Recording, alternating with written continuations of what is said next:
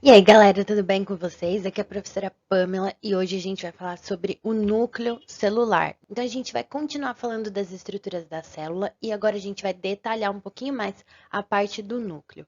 Pessoal, o núcleo é justamente o que vai fazer com que a gente caracterize uma célula como célula eucariótica, ou seja, uma célula que apresenta membranas internas, membranas para dentro da membrana celular. Porque, afinal, as células procarióticas apresentam uma única membrana, que é aquela que envolve a célula como um todo. Mas na eucariótica a gente tem um monte de membranas internas, formando as organelas e formando também o núcleo. Aqui, pessoal, um desenho simplificado, porque afinal de contas a gente vai precisar ter uma aula mais detalhada dessas estruturas e dos processos que acontecem aqui. Então, essa é aquela aula introdutória de núcleo celular para você que está no ensino médio. A gente começa falando dessa parte, tá? Pessoal, então aqui vamos começar com as estruturas. Temos de cor-de-rosa a membrana nuclear.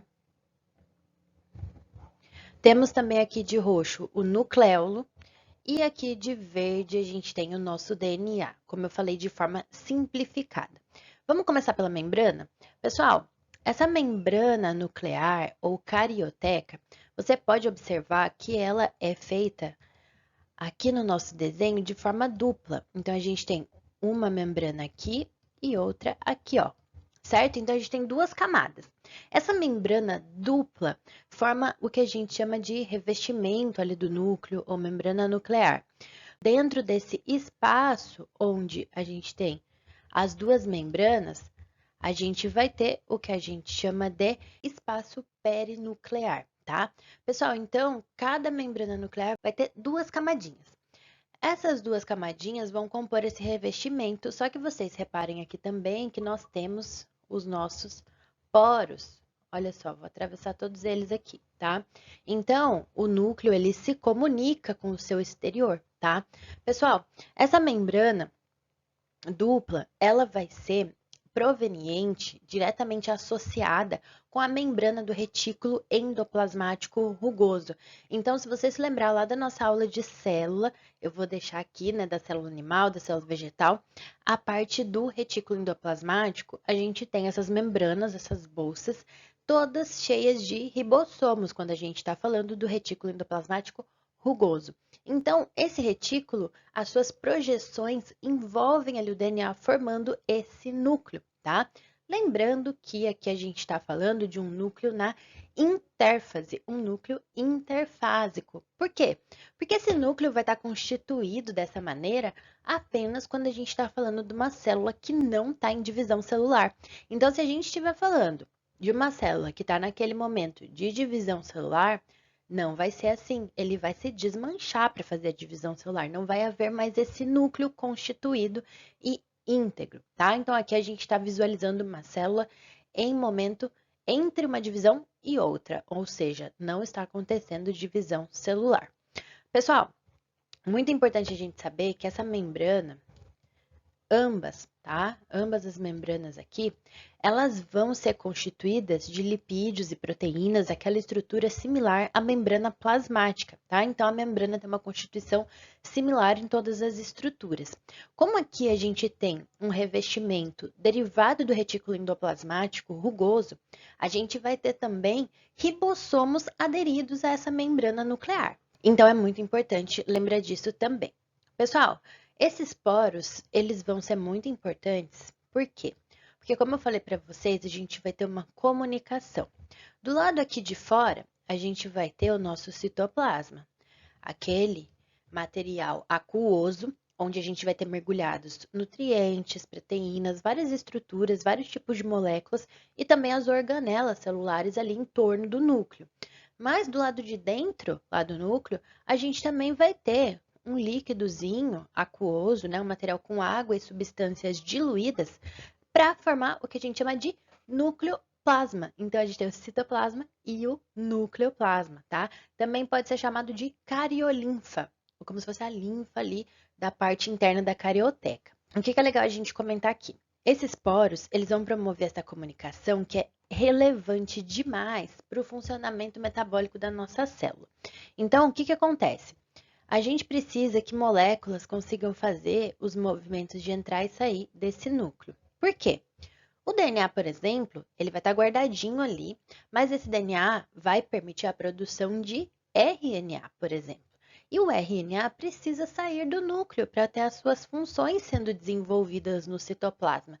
Inclusive, nós tivemos questões de vestibular esse ano, aí, de 2022, falando justamente desses processos. E se você lembrasse o que ocorre dentro e o que ocorre fora do núcleo, você já conseguia ali resolver a questão, tá? Então é muito importante se lembrar disso. E aí, pessoal, esses poros, então, eles não são simples como a gente desenhou aqui, como eu falei, é uma simplificação, mas eles são formados por estruturas proteicas, tá?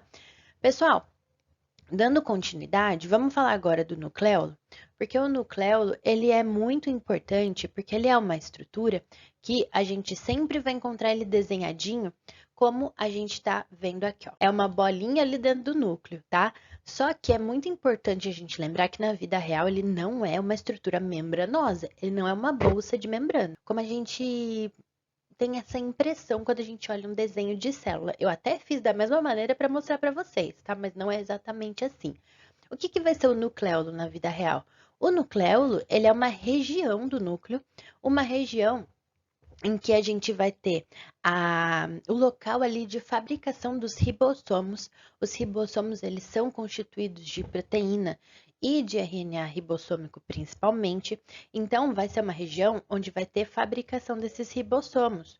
Ou seja, o RNA que forma esses ribossomos, ele vai estar sendo sintetizado, ele vai estar sendo transcrito naquela região ali. Então, o local em que esse DNA com a informação para fazer o RNA ribossômico vai estar muito concentrado, tá? Então, a gente tem essa região de destaque ali no núcleo.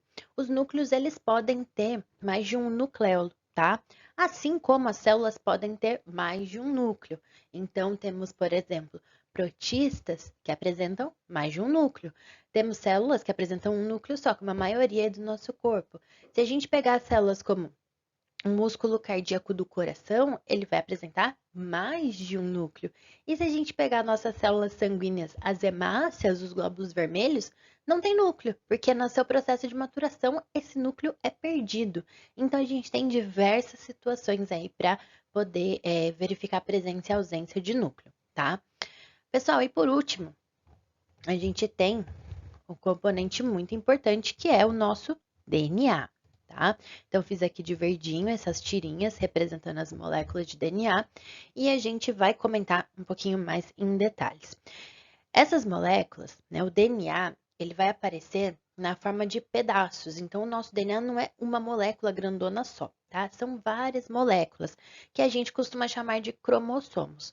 Só que a gente tem uma nomenclatura que a gente confunde um pouquinho às vezes, que é cromossomo e cromatina. Eu vou explicar para vocês com ilustração a diferença dessas estruturas. Você que está aí assistindo o vídeo sobre núcleo celular, essa aulinha sobre núcleo celular, já aproveitou para curtir o vídeo, já se inscreveu no canal? Aproveita agora, não esquece, curte, comenta suas dúvidas, segue a gente nas redes sociais, tem nas redes aqui sempre na descrição do vídeo, no nosso slide aqui também. Então não esquece para você ficar por dentro de tudo, saber todas as novidades e tá sempre ali estudando um pouquinho de biologia de uma forma bem tranquila. Quando a gente fala de cromossomo e cromatina, é muito importante saber que ambos são DNA, tá? Basicamente DNA. O que a gente chama de cromatina? A gente chama de cromatina a molécula de DNA quando ela está menos condensada, ou seja, menos enroladinha, mais espalhada, mais aberta. Imagine um novelo de lã, você tem ele todo enroladinho. Isso é cromossomo. Se você pega um fiozinho de novelo de lã e vai esticando, isso é cromatina, tá? Então, a cromatina, ela vai ser formada por molécula de DNA, que eu fiz aqui como uma tirinha verde, enroladinho, organizado com essas proteínas aqui, que eu desenhei como bolinhas rosa, que são as histonas. Essas proteínas ajudam a organizar esse DNA. Mas a cromatina é essa organização mais espalhada, moléculas de DNA ali organizadas com essas proteínas histonas, tá? A gente tem esse conjunto de histonas com DNA formando esses pacotinhos que a gente chama de nucleossomos, tá? Esses nucleossomos contêm 8 histonas enroladinho ali com o DNA. Só que o que acontece, pessoal? Mesmo o DNA estando espalhado, estando na sua forma de cromatina, ainda assim existem duas variações para essa cromatina. Como que é essa variação?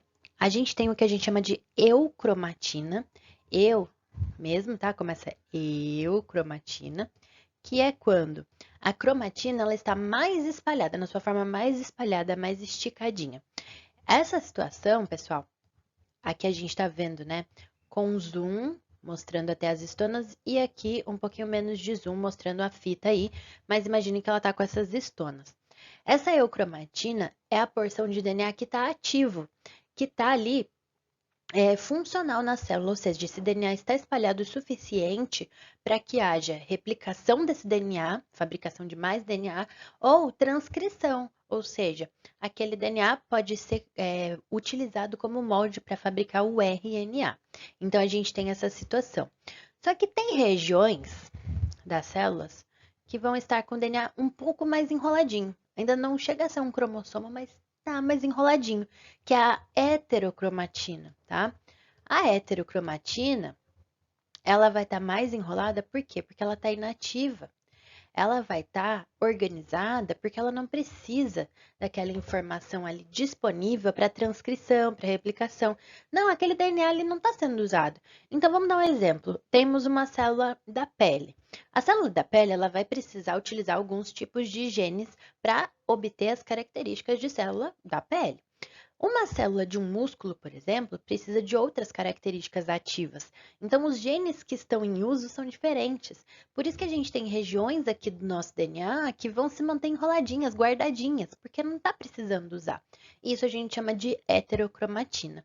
E aí a gente vai ter a outra situação, que é quando o DNA deixa de se apresentar em forma de cromatina e passa a se apresentar em forma de cromossomo, que é o que a gente vai ver aqui, ó, vou destacar para vocês o que a gente vê bem enroladinho. Esse DNA aqui, ele tá muito condensado, muito enroladinho. Esse DNA, pessoal, ele vai aparecer nessa forma, na verdade, quando a célula estiver em divisão celular. Então, quando a célula for fazer uma mitose, uma meiose, o DNA se enrola dessa maneira, para ficar mais organizado. Então, é, é um estado de condensação mais elevado ainda do que a heterocromatina, por exemplo. Pessoal, espero que vocês tenham gostado dessa aula. Não esquece de seguir nas redes sociais e até a próxima. Tchau!